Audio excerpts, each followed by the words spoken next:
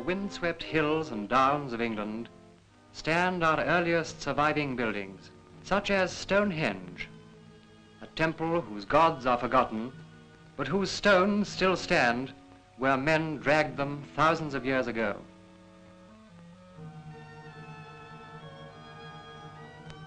From such stones, builders hewed the places of Christian worship, now the glory of England's architectural past. Limited as to mechanical means, the builders labored to create beauty from this simple element of the earth. And their adventures in building grew as they added to their store of hard-won knowledge.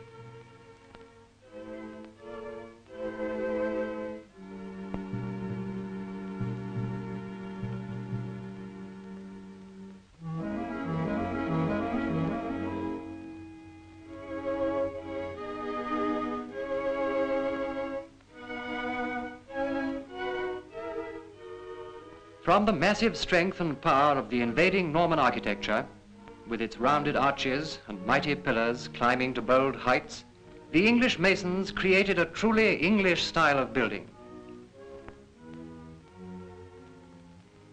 A style that somehow caught the light and shade, the spiritual aspiration and the strength of this craftsman's England.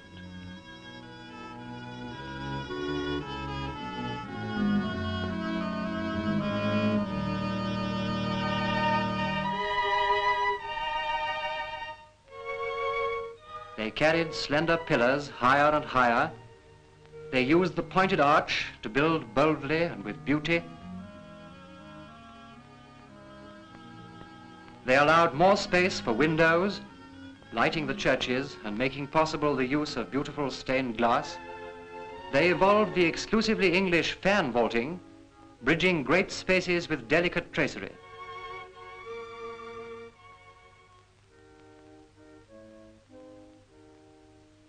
The outward thrusts and stresses of the new soaring heights and weights they learnt to take with buttresses or to throw onto the outside walls with flying buttresses.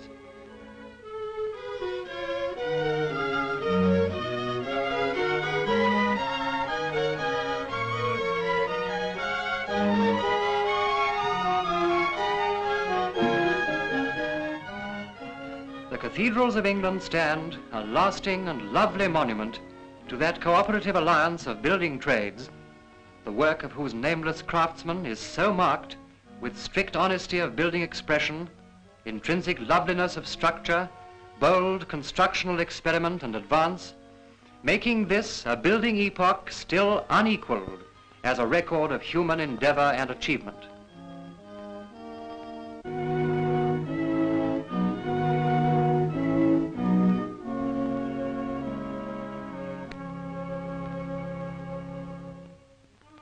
The gradual development of house building can still be seen clearly outlined on many an English cottage.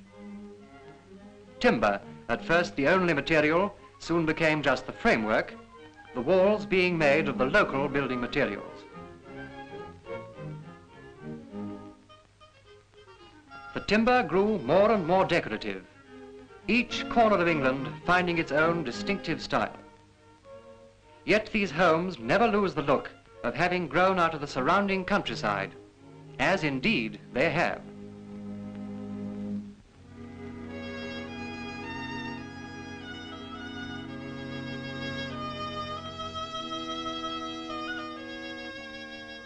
In design, the rich Tudor houses had much in common with church architecture.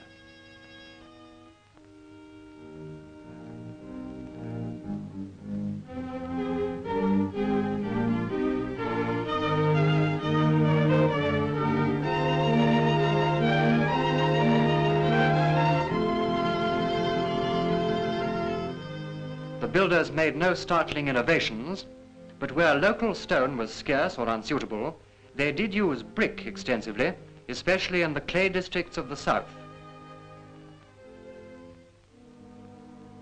The craftsmen of the guilds lavished their skill on the profuse and detailed decoration of the outsides of Elizabethan houses, achieving an amazing richness of design in stone, iron, and wood.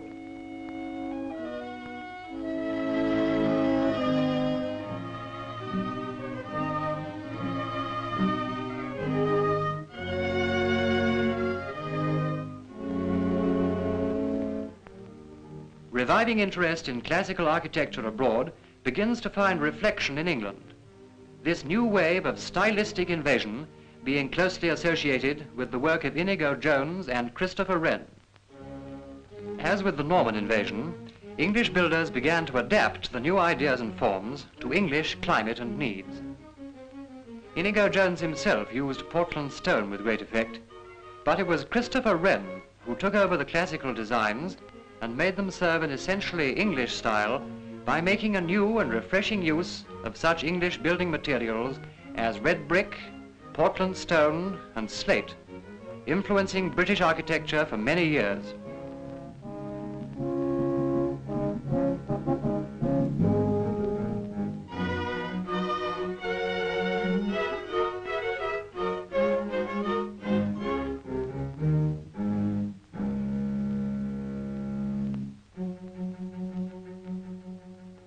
The chief feature of building in the 18th century was the spacious dwellings designed for the landowning aristocracy with their amazingly rich interior decoration, carrying out the dictum that a true architectural work is a building duly provided with all necessary furniture, decorated with all due ornament, according to the use, quality and dignity of the building, from mere mouldings or abstract lines to the great epical work of sculpture and painting.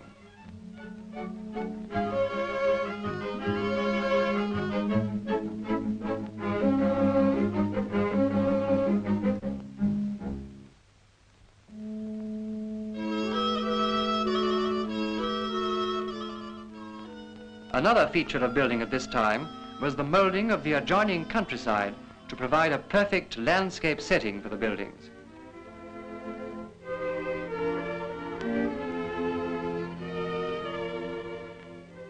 The sense of proportion which marks these great country houses can also be seen displayed in the layout and building of the town of Bath, the noblest domestic architecture in England, springing from the beds of pale buff limestone of the Cotswolds.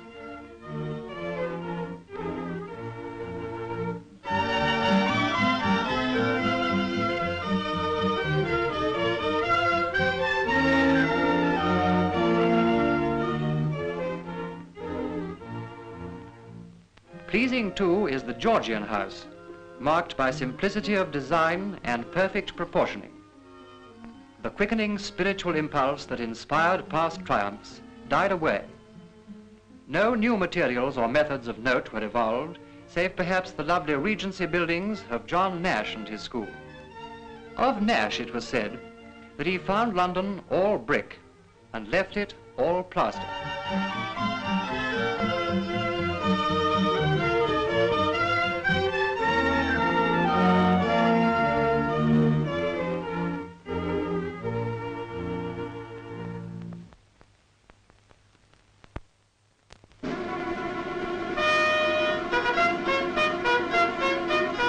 Fresh impetus came to architecture from industry, from the builders of the railways, the bridges, and the factory. It was engineers who conceived the idea of using great ropes of iron to support spans greater than could ever have been built of stone.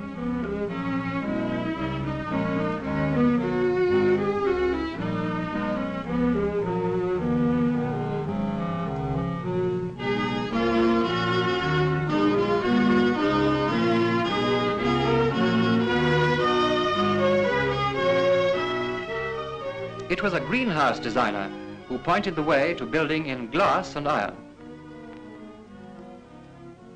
It was a bit ahead of its time, for it was strongly urged on architects then that the only style proper for modern northern work is the northern Gothic of the 13th century. In this style, let us build the church, the palace, and the cottage, but chiefly let us use it for civil and domestic buildings.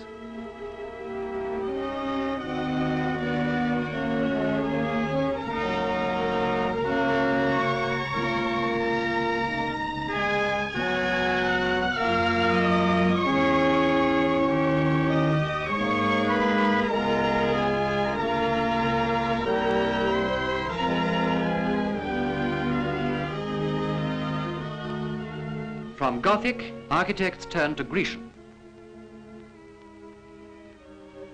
but it was the introduction of steel-framed buildings that enabled architecture to take a big stride forward. Newest material of all is reinforced concrete. Concrete had been known for centuries, but it cracked under strain. Nowadays, made with a core of metal rods, it is one of the strongest building materials on Earth and is used in new and exciting ways. The present-day massing of people in big cities demands large-scale building. With steel and concrete and glass, architects are designing to catch something that has lain forgotten for years: sun and light and air. There is room to breathe, room to move. There is strength in building, and design suited to building materials. Britain's moist, changeable climate makes severe demands on building materials, so many of our newest buildings are in brick. For brick is a great humanizer of buildings, whether they be for living in, for recreation, or for industrial purposes. With a wider selection of materials than ever before, with greater facilities for building, with the inspiration and help of past architectural glories, and with the accumulated knowledge of 19 centuries, the architect of today may yet begin an epoch of building triumphs worthy of England's glorious heritage.